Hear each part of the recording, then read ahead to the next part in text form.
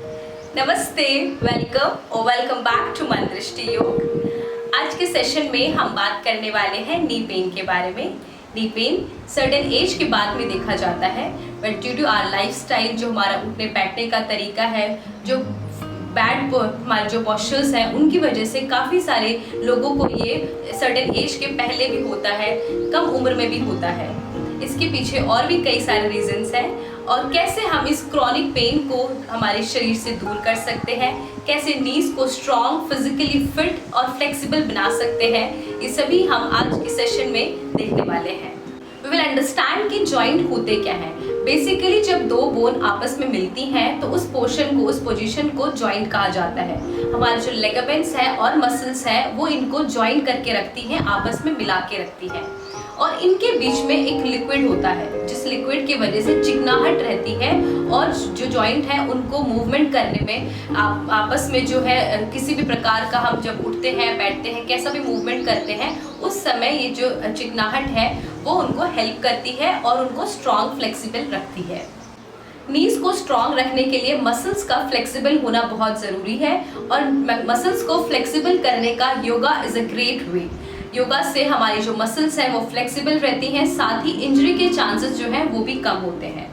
Chronic जो pen है नी का, वो काफ़ी सारे रीजन से होता है, जैसे कि आपका जो हलन चलन है उसमें गड़बड़ है, या आप बहुत ज़्यादा फिजिकल वर्कआउट कर रहे हैं और नी के ऊपर बहुत ज़्यादा लोड आपने डाला हुआ है, तो उस समय भी ये सब जो एक्सरसाइजेस हैं, योगा अभ्यास हैं, वो आपके नी क्रॉनिक पेन को कम करते हैं। साथ ही अगर आपका नी बहुत हद तक डैमेज हो रखा है, या आप किसी भी प्रकार का मूवमेंट नहीं कर पा रहे हैं, उस समय भी इस पेन को कम करने के लिए कुछ एक एक्सरसाइजेस हैं जो कि आपके पेन को रिड्यूस करने में हेल्प करती हैं। We'll start our practice with some basic सूक्ष्म व्यायाम, जो स्मॉल मूवमेंट्स हैं जॉइंट्स के, उससे हम अपनी प्रैक्टिस का शुरुआत करेंगे।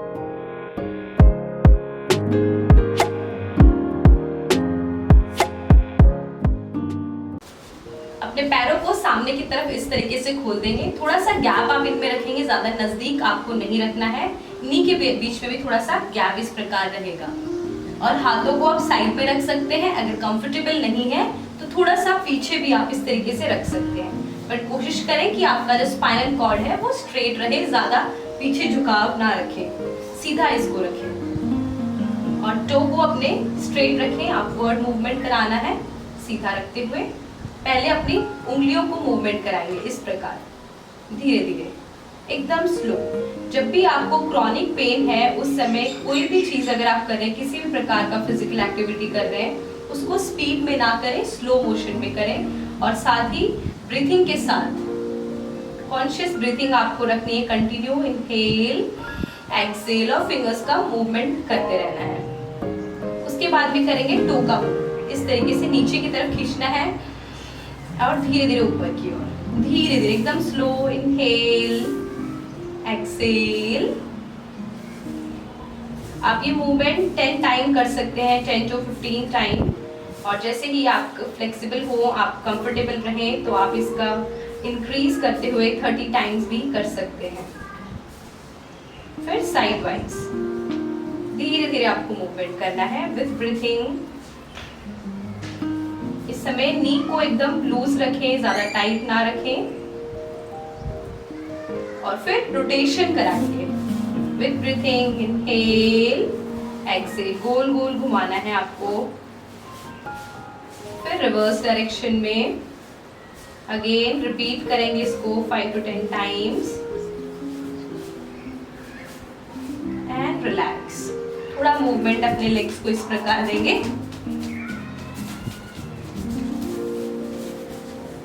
जब भी सूक्ष्म व्यायाम करें तो पूरे शरीर का करें, फुल जॉइंट्स का करें, किसी एक पोर्शन को टारगेट ना करते हुए सभी जॉइंट्स का मूवमेंट कराएं।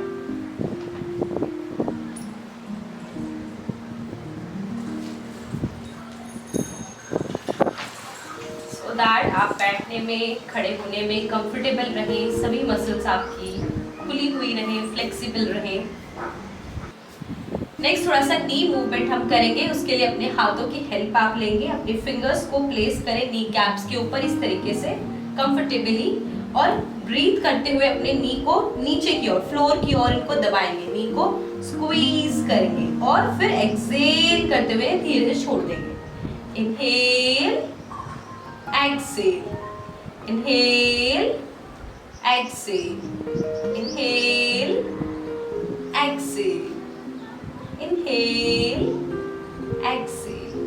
ऐसे बैठते समय अगर आपको नी में ज्यादा पेन हो रहा है तो एक कुशन का आप सहारा ले सकते हैं। इस प्रकार अपने नी के नीचे आपको इसे प्लेस कर देना है और इस तरीके से बैठना है। और अगेन सेम मूवमेंट आपको करने हैं, धीरे धीरे, एकदम स्लो स्लो।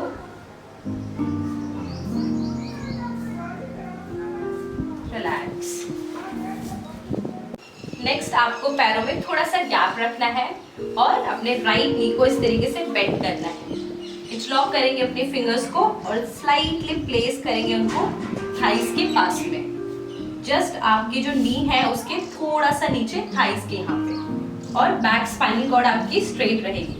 धीरे धीरे आपको इसे लिफ्ट अप करना है, एकदम स्लो। व्हाइल इनहेल अप, धीरे धीरे सांस छोड़ते हुए आपको इसे नीचे लेके आना है। अगेन जितना आप कंफर्टेबल है उतना आप इसको रेज अप कर सकते हैं, ज्यादा इस पे दबाव आपको नहीं देना है। Slow slow, inhale, exhale. सांस लेते हुए ऊपर उठाएंगे, टो को स्ट्रेट रखना है और सांस को छोड़ते हुए नीचे। इसे आप 10 टाइम रिपीट करें and then try to hold. कुछ समय के लिए यहाँ पे रुकने की कोशिश करेंगे इस तरीके से, अपना ध्यान पैरों की उंगलियों की ओर। और फिर यहाँ पे रोटेशन आपको कराना है, गोल गोल आपको घुमाना है।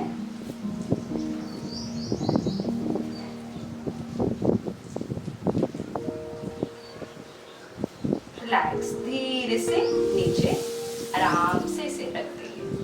सेम रिपीट करेंगे दूसरे साइड।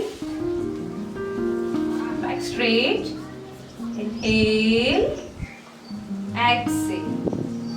सांस लेते हुए पैर को ऊपर उठाएं, सांस को छोड़ते हुए नीचे। स्लो स्लो करना है आपको। देन रोटेशन, रिवर्स,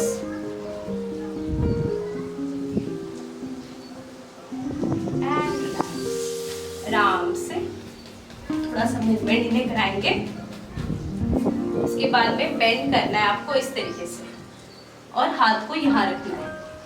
धीरे से स्पाइन कॉर्ड स्ट्रेट और होल्ड।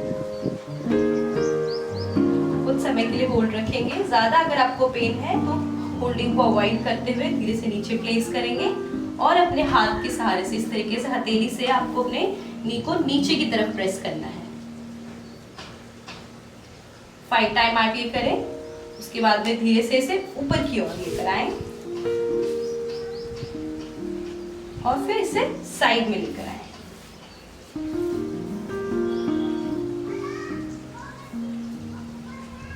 और धीरे से होल्ड करें। चेंज, दूसरी साइड भी रिपीट करना है आपको similarly. Again focus on your breathing. Breathing के साथ सभी मूवमेंट आपको करने हैं। धीरे धीरे जब आपकी प्रैक्टिस अच्छी हो जाए तो आप इसकी काउंट जो है वो इंक्रीज कर सकते हैं। इसका जो मूवमेंट है वो और ज्यादा बढ़ा सकते हैं।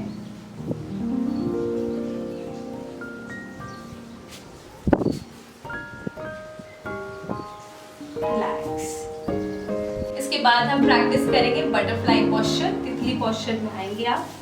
मिलाइए अपने दोनों टोज को इस तरीके से, अपनी एड़ियों को मिलाएं। इंटरलॉक योर फिंगर, नीचे रखेंगे धीरे से, spinal cord straight and move. Again ये मूवमेंट आपको स्लो करना है, ज्यादा स्पीड में नहीं, धीरे धीरे आपको करना है।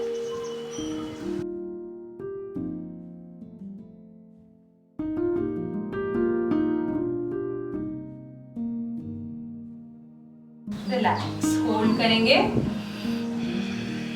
नीचे।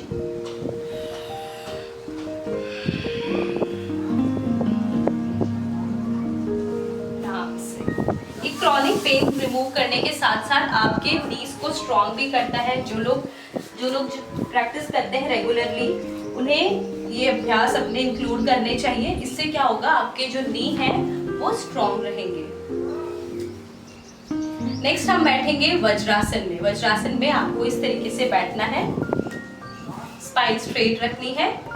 इस पोस्चर में आपको डेली होल्ड करके रखना है मिनिमम 15 to 20 मिनट्स। अगर आपको बैठने में कंफर्टेबल नहीं है तब भी आप एक पिलो का यूज कर सकते हैं। अपने हिप के नीचे आप इस पिलो को प्लेस करिए और धीरे से पैरों को दूर करते हुए इस तरीके से भी आप इसको होल्ड कर सकते हैं। स्पाइनल कॉर्ड आपका स्ट्रेट रहेगा। जो लोग थोड़े ज्यादा फ्लेक्सिबल हैं वो सुप्त वज्रासन भी कर सकते हैं। सुप्त वज्रासन के लिए आपको मैट में पीछे थोड़ा स्पेस रखना होगा और वज्रासन में ही आपको धीरे धीरे पीछे इस प्रकार जाना है और इस प्रकार होल्ड करके रखना है और धीरे से वापस रोल अप एंड रिलैक्स। जब भी आप बैठते हैं किसी भी एक्टिविटी करते हुए, जैसे पूजा कर रहे हैं, आप खाना खा रहे हैं, उस समय आप कोशिश करें कि आप पद्मासन में बैठें। ज्यादा समय के लिए नहीं तो कुछ थोड़े समय के लिए आप पद्मासन में बैठने की कोशिश करें, या तो आप सिद्धासन में भी बैठ सकते हैं इस प्रकार। पर नीचे बैठने का जो है वो रूटीन में लेकर आए। रोज आप कुछ समय के लिए नीचे जरूर बैठें।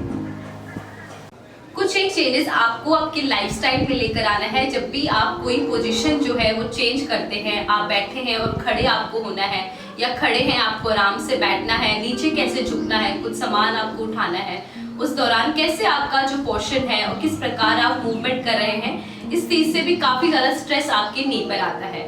तो ये भी आप ध्यान पूर्वक करेंगे। जैसे कि आप नॉर्मली इस तरीके से बैठे हैं तो आपको कैसे खड़ा होना है।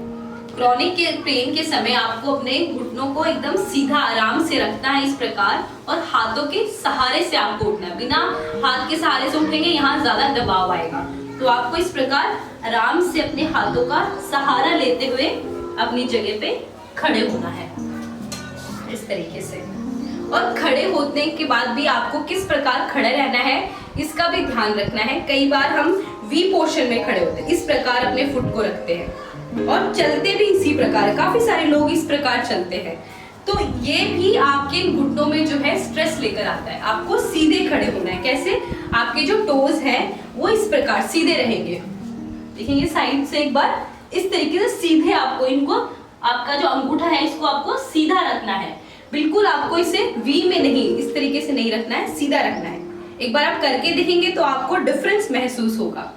साथ ही जब आप खड़े रहते हैं उस दौरान कई बार होता है कि हम हमारा जो बॉडी का वेट है वो एड़ी पे ज्यादा लेके रखते हैं, या तो हम फुट पे ज्यादा रखते हैं। कई लोग इस प्रकार खड़े होते हैं और कई लोग आगे की तरफ इस तरीके झुक के खड़े होते हैं। तो जब भी आप झुक के खड़े होंगे तब भी आपके नीज जो है वो ज्यादा स्ट्रेच्ड होंगे।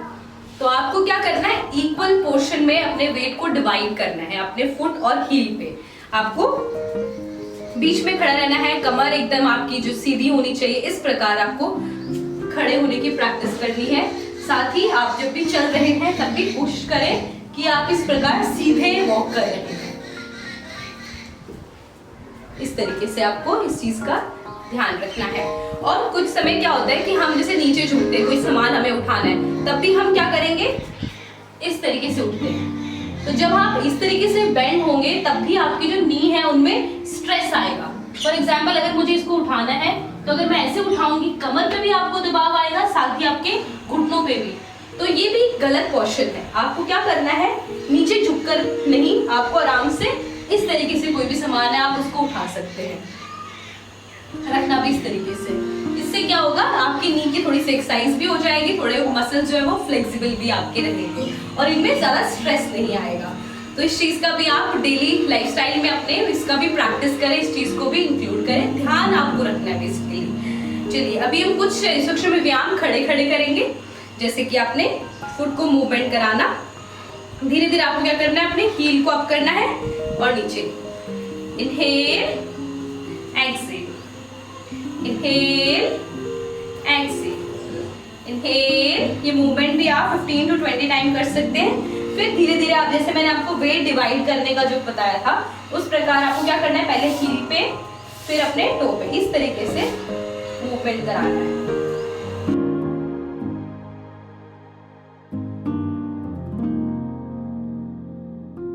रिलैक्स। अभी फॉरवर्ड बेंड होने की प्रैक्टिस हम करेंगे।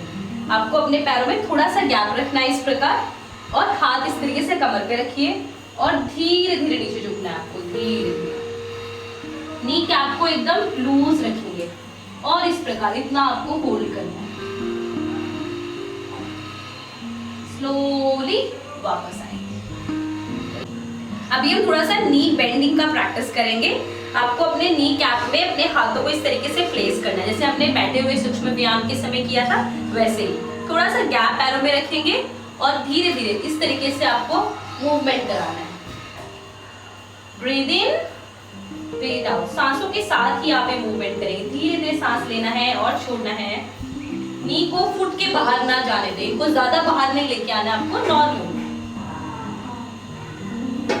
और इसके बाद में यहाँ पर आपको इनको रोटेशन कराना है। कैप यहाँ पर आपने अच्छे से प्लेस किया हुआ है इनको, और धीरे धीरे घुमाना है। और रिवर्स डायरेक्शन में भी स्लो स्लो रोटेट करना है। फिर दोनों को आप गैप रखते हुए अलग अलग घुमाएंगे इस प्रकार। स्लो स्लो अगेन,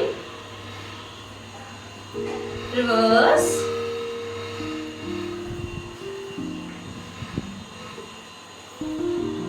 एंड धीरे से कमांड। रिलैक्स। दोनों पैरों के बीच में थोड़ा सा गैप रखिए, हाथ सीधे, और धीरे धीरे इस प्रकार आपको प्रैक्टिस करेंगे अपने नी को बेंड करने की। एकदम स्लो आपको करना है। Relax again. ये भी आप 5 to 10 टाइम कर सकते हैं। अगर आपको ज्यादा पेन है तो आप इसको अवॉइड करें। जितने भी हमने आसन करे हैं ये आपको अपने कंफर्ट जोन के अंदर रहते हुए करना है। एक और चीज जो है वो आपको ध्यान में रखनी है कि आप जब भी खड़े होते हैं तो अपने दोनों पैरों पे खड़े रहेंगे। ये मैं आपको बताना भूल गई थी। आपको एक पैर, जैसे कई लोग इस तरीके से खड़े होते हैं या तो इस तरीके से, ये हम ध्यान नहीं रखते, कभी कभी अपने आप हो जाता है, इस तरीके से हम खड़े हो जाते हैं। तो इस समय भी क्या होता है कि आपका जो एक पैर है वो तो एकदम लूज है, एकदम उस पर कोई दबाव नहीं है। दूसरा पैर जो है वो काफी ज्यादा स्ट्रेच रहता है, काफी सारा स्ट्रेन उस पर आता है। इसके जो घुटना है इस पे ज्यादा स्ट्रेच आता है। तो इस चीज को आपको अवॉइड करना है। और ऑटोमेटिकली क्या होता है, दूसरा पैर वी में ही रहता है। फिर आप जब दोनों पैर पे आएंगे, दोनों पैर अगेन वी में आ जाएंगे। तो ये आपको अवॉइड करना है। कोशिश करना है कि आप दोनों पैर पे सीधे खड़े रहें इस प्रकार। चलिए अभी हम करेंगे मलासन। मलासन अगेन जिनको क्रॉनिक पेन है वो अवॉइड करेंगे, पर जिनको अपने नी को स्ट्रॉन्ग रखना है या जो फ्लेक्सिबल है इतने कि आप कर सकते हैं ये पोर्शन, तो वो लोग आप इस प्रैक्टिस करेंगे इसका। सांस लेते हुए दोनों हाथ ऊपर और सांसों को छोड़ते हुए धीरे से आपको मलासन में इस प्रकार बैठना है। ये आसन भी आपके जो नीज हैं उनको काफी ज्यादा स्ट्रॉन्ग रखते हैं, उनको फ्लेक्सिबल बनाते हैं, साथ ही आपकी हिप की मोबिलिटी को भी इंक्रीज करते हैं। And slowly relax.